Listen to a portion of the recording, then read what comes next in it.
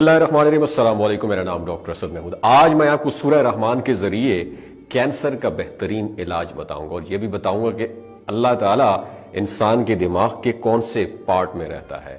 دوستو، modern technology کے پیچھے ایک ہی نام گونجتا ہے، وہ ہے نکولا ٹیسلا۔ لیکن ٹیسلا ایک موجد سے کہیں بڑھ کر تھا۔ وہ کائنات کے ان انگنت رازوں کو معلوم کر چکا تھا جسے آج ماڈرن سائنس سمجھ بھی نہیں پا رہی، کیونکہ ٹیسلا کی ان ایجادات کے پیچھے ایک پراسرار روحانی رستہ جسے ٹیسلا سمجھ چکا تھا، اور اس لیے ٹیسلا نے کہا تھا کہ خدا کی روح وہ نہیں جسے تم سمجھ رہے ہو۔ خدا کی روح کیا ہے، اس فکرے کا کیا مطلب ہے، اور ٹیسلا ان الفاظ کے ذریعے ہمیں کیا میسج دینا چاہتا تھا۔ ٹیسلا کا ماننا یہ تھا دوستو کہ ہماری اس پوری کائنات میں انرجی پھیلی ہوئی ہے، اور کائنات میں ہر ایک چیز جو ہے نا ایک دوسرے کے ساتھ کسی نہ کسی طریقے سے منسلک ہے، اور ٹیسلا کی دریافت کردہ انرجی سے، جسے ہم الیکٹریسٹی کہتے ہیں، اور ٹیسلا کے مطابق کائنات میں پھیلی یہ انرجی کسی شکل میں نہیں ہے، اور الیکٹریسٹی اس کی چھوٹی سی ایک شاخ ہے۔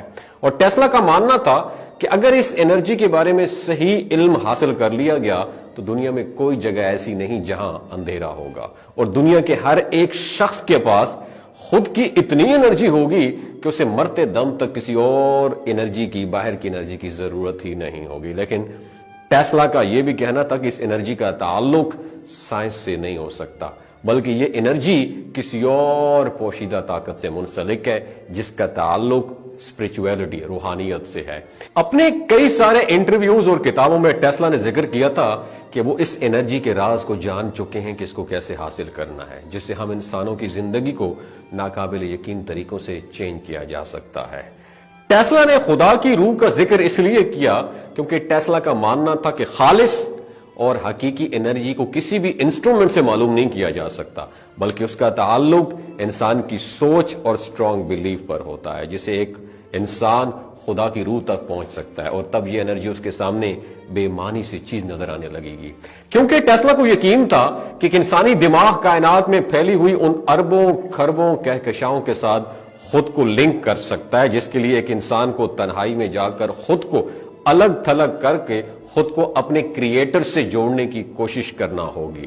ٹیسلا کا یہ بھی کہنا تھا کہ یہ انرجی انسان کی سوچ کے اندر ایک نئی اور نامعلوم حالت کی چابی ہے، اور یہ انرجی نہ صرف الیکٹریکل بلکہ کائناتی روحانی عظیم قوت کا نام ہے، جسے سمجھنا نہایت ضروری ہے کیونکہ اس میں ہر انسان کی بقا ہے۔ ٹیسلا کو یقین تھا کہ کائنات کے راز جو ہیں، سیکرٹس ہیں، انہیں آپ انرجی، وائبریشن اور فریکوینسی کو سمجھ کر معلوم کر سکتے ہیں، اور یہی تین اہم چیزیں ایک انسان کو اس قوت کے پاس پہنچا سکتی ہیں جو ان تین چیزوں کا خالق ہے، جو اس پوری کائنات میں ایک زبردست انرجی کی صورت میں موجود رہ کر ان تمام کائنات کو کنٹرول کرتا ہے۔ جس انرجی کا ذکر ٹیسلا نے کیا اور جس انرجی کو اس نے خدا کی روح یعنی اسپرٹ آف گاڈ کہا، جسے اردو اور عربی میں روح کہا جاتا ہے، اور قرآن میں روح کا ذکر 21 مرتبہ آیا، اور قرآن میں روح کو کئی طریقے سے بیان کیا گیا، جیسے روح القدس یعنی مقدس روح، اور روح الامین یعنی امانت دار، قابل اعتماد یا وفادار، جو عام طور پر قرآن میں حضرت جبرائیل علیہ السلام کے لیے استعمال ہوا۔ قرآن میں روح کا لفظ اللہ کی ذات کے لیے بھی استعمال ہوا، اور روح جو اللہ نے حضرت آدم علیہ السلام میں ڈالی تھی، جیسا کہ ذکر ہے، جس کا ترجمہ یہ ہے، پھر جب میں اسے ٹھیک بنا لوں اور اس میں اپنی روح پھونک دوں تو تم اس کے آگے سجدے میں گر پڑنا۔ پھر اس کے اعضاء درست کیے اور اس میں اپنی روح پھونکی گئی، اور تمہارے لیے جو کان اور آنکھیں اور دل بنایا تو تم بہت تھوڑا شکر کرتے ہو۔ قرآن میں روح کے بارے میں کہا گیا ہے کہ روح کو ایک بے جان شے میں ڈال کر اسے زندہ کیا جاتا ہے، اور روح سے وہ کام لیا جاتا ہے جو ایک انسان کی پہنچ سے باہر ہوتا ہے۔ روایات میں ہے کہ اللہ نے انسانوں کو روح اور نفس عطا کیا۔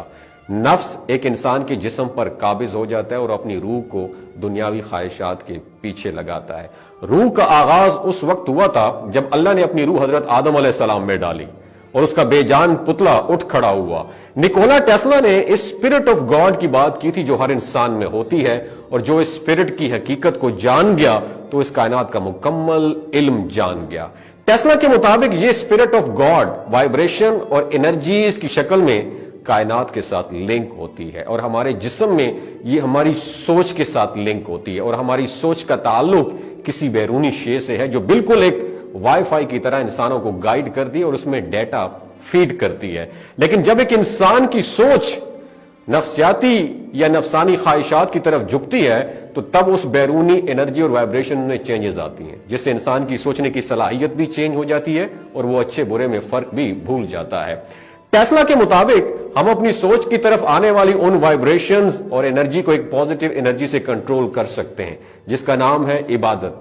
मुख्तलिफ तहजीबों में इबादत की शक्लें मुख्तलिफ होती हैं, लेकिन इस्लाम में एक अल्लाह की इबादत को एक इंसान की कामयाबी का जरिया कहा गया। इसलिए कई अहादीस में ऐसी दुआओं और कलिमात का जिक्र है जिसके मुसलसल विर्द से इंसान के गिर्द नेगेटिव एनर्जीज कमजोर हो जाती हैं और वो इंसान ज़हनी और जिस्मानी तौर पर खुद को मजबूत तस्वर करता है।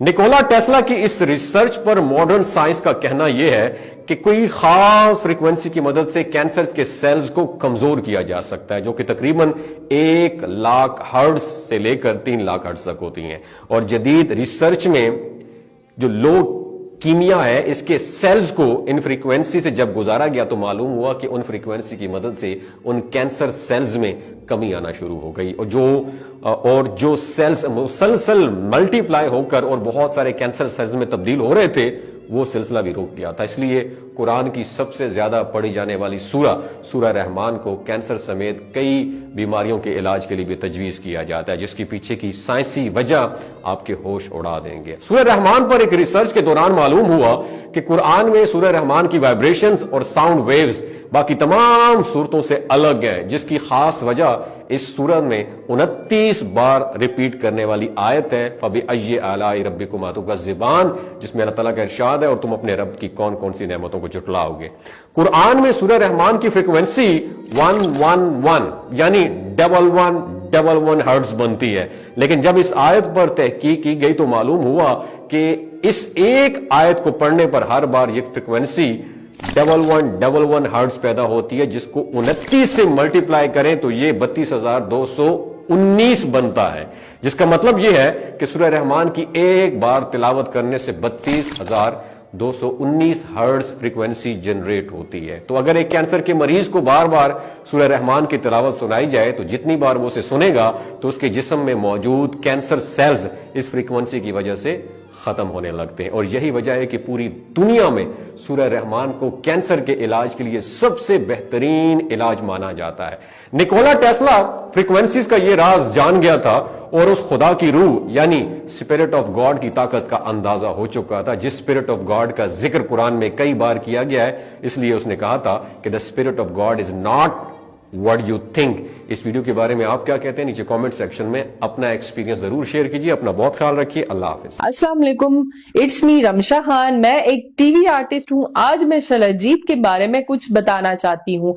शलजीत के अंदर 85 मिनरल्स होते हैं। अगर आप चीजों को जल्दी भूल जाते हैं, मर्दाना कमजोरी महसूस करते हैं, औलाद जैसी नेमत से महरूम है, स्पर्म काउंट कम है, आप सदाबहार जवान नजर आना चाहते हैं, खून की कमी को दूर करना चाहते हैं, हड्डियों जोड़ों के दर्दों से निजात हासिल करना चाहते हैं, मोटापा कम करना चाहते हैं, तो शलजीत को जरूर इस्तेमाल करें। हमेशा ऑर्गेनिक और कुदरती चीजों का इस्तेमाल करें। केमिकल वाले फूड सप्लीमेंट्स खुदा आपने इस्तेमाल नहीं करने। अगर आप शलजीत को ऑर्डर करना चाहते हैं तो डॉक्टर असद महमूद की हेल्थ साइट शलजीत को ऑर्डर करें तो स्क्रीन पर दिए गए नंबर पर राब्ता करें। 3 बातों का आपने ख्याल रखना है, ये कोई भी नहीं बताता। हामला खवातीन, हाई ब्लड प्रेशर में मुब्तला अफराद, 15 से 20 साल नौजवान नस्ल जो गैर शादीशुदा हैं, एमी सेक्सुअल पावर को बूस्ट करना चाहती है तो डॉक्टर की एडवाइस के बगैर इस्तेमाल ना करें।